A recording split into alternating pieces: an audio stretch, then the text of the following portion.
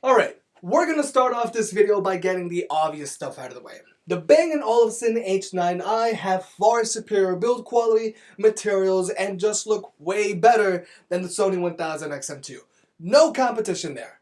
What I want to compare is their technology. Let's find out which has the better noise cancellation, sound quality, battery life, and extra little features. Are the Sony 1000XM2 still king, or are the Bang & Olufsen H9i the complete package? Just to be clear, this isn't a full review on either of these headphones. I'm just trying to point out the most important differences between them so I can help you with your purchase decision. If you want to learn more about either of these headphones, then watch their full reviews. Pricing on these headphones is very different and it can be a deciding factor for many people. The Sony 1000XM2 retails for $349 and the Bang & Olufsen H9i retails for $499. If you want to pick either of these headphones up, I'll have links in the description below, and if you use the links, it really helps out the channel. I suggest you check them out because Sony headphones routinely go on sale, so you might get lucky. First, let's start off with what you get with both of these headphones. Both headphones come with a 3.5mm audio cable for wired listening, and they can both be used passively. The Sony 1000XM2 comes with a micro USB cable for charging, while the H9i's come with a USB-C to USB-A cable because it has a USB-C port while the Sony's don't. But more importantly, the Sony's come with a hard shell carrying case, while the H9i's come with a fleece carrying pouch. Like I said in the initial review, when I'm paying $500 for headphones, I'm kind of expecting a hard shell carrying case.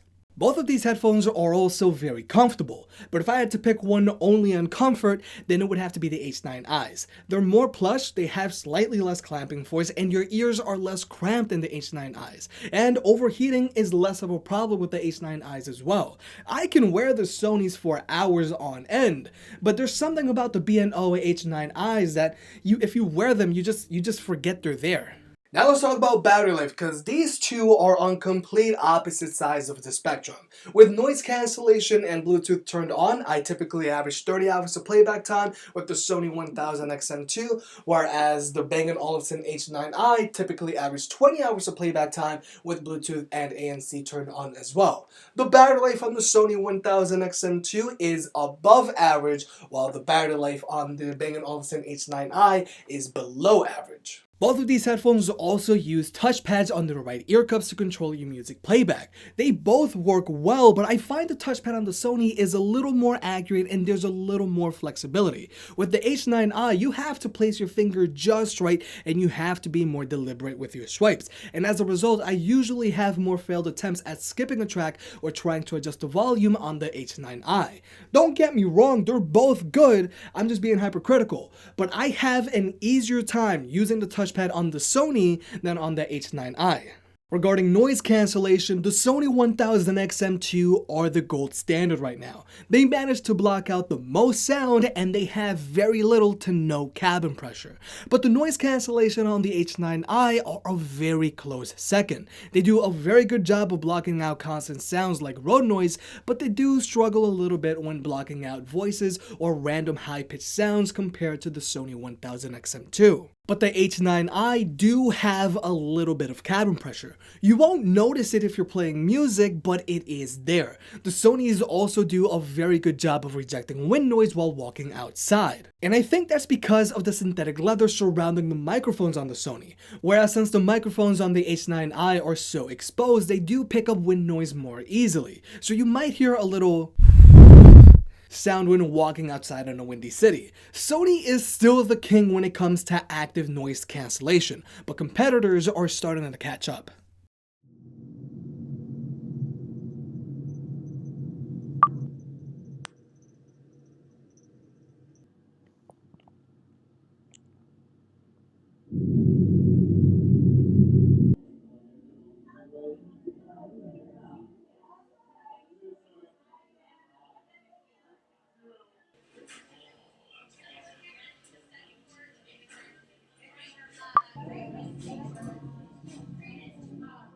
But the Sony 1000XM2 lets you choose how much noise cancellation you want, and you can even allow ambient sound in even while you're playing music. So if you're walking around in the city or in an office, and if you have these headphones on and playing music, you can still be somewhat aware of your surroundings.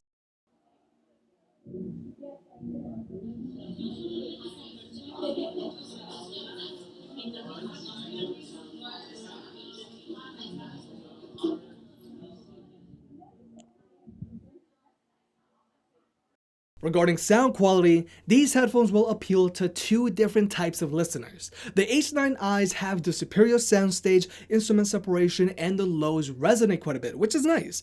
But I find they struggle to put an emphasis on the vocals no matter how much you play around with their sound settings in their app. But listening to instruments like the piano or a guitar on the H9i's is much more dramatic than on the Sony's.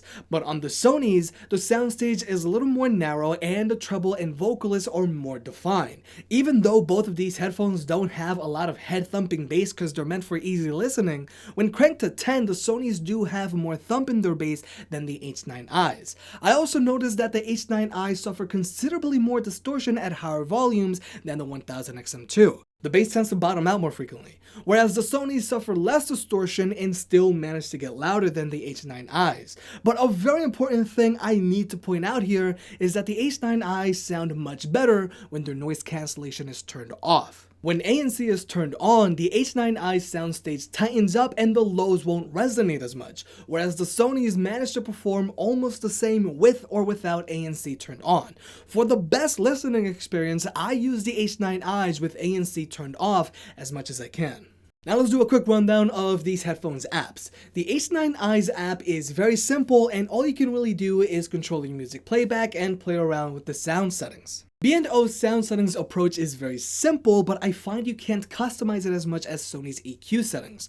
Sony's app, on the other hand, allows you to fine-tune your noise cancellation and ambient sound settings. You can play around with effects and sound positioning, and their EQ gives you full control over their sound signature.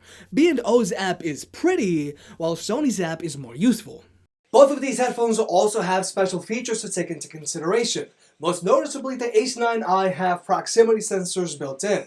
So when you take your headphones off, they'll automatically pause your music, and when you put them back on, they'll start playing your music again. And this feature works pretty well. They don't randomly start playing and pausing your music if you move your head around too much. And I actually do stand corrected. You can turn this feature off. And I typically keep it off just cause. The H9i also features a removable battery, and this is nice because it effectively extends the life of your $500 headphones. We should all know that as batteries age, they don't perform as well. So if you get to a point where your battery can't hold a charge, you can just swap out the battery instead of replacing your headphones. Now, I've had my 1000XM2 for over 7 months now, and the battery still performs very well. But it's a good touch from B&O nonetheless. Another small but very important thing to take note of is that the H9i can be paired to 2 devices at a time, whereas the Sonys can't. They can only be paired to 1 device at a time. So if you're going to be switching from your phone to your computer on a regular basis like I do, then life is a little easier with the H9i.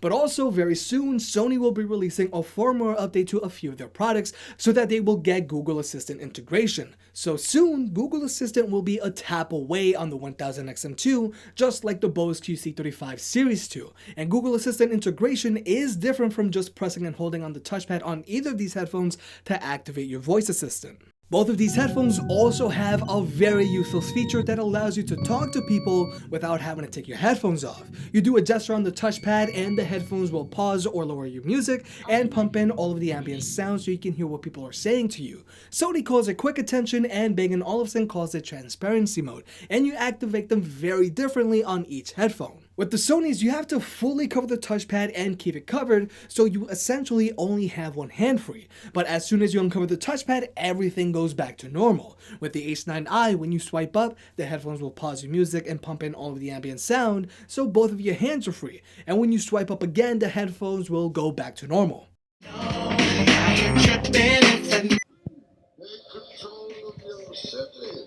now in our third act, we'll attempt to find something. You know it. Fellas, grab your legs. Navigate the fluid boundary between the real and the irreal, the latter of which is a concept in. You know it, you know it. Picking a winner here is pretty tough right now because I really like both of these headphones. The Sony 1000XM2 is still the better choice for traveling because of their superior ANC performance with almost no cabin pressure and long battery life. And when I want a more dynamic listening experience, I go for the 1000XM2. But whenever I just want to zone out, I go for the H9i's because they're so comfortable and the resonating lows and wide soundstage just make for the perfect background noise to block out everything else. And the H9i's premium materials and superior design is a huge plus over the Sony 1000XM2. The Sonys are not the best looking headphones out there, and I've been very vocal about this. Their build quality is nowhere near as good as the H9i's, but I have had the Sonys for over 7 months now and cracking hasn't been an issue for me. The Sony 1000XM2 is still the safest bet right now because of their performance and price, but the Bang & Olufsen H9i's are a very close second because of their comfort and design. The H9i's are great for hours and hours of continuous use. The Sony 1000XM2 has the better software, while the Bang & Olufsen H9i have the better hardware. Hey, if you enjoyed the video, please like and subscribe. It helps out more than you realize. For more product reviews and deal alerts, check out jimcaddy.net. If you want to support the channel, pick up a shirt, and I'll catch you next time.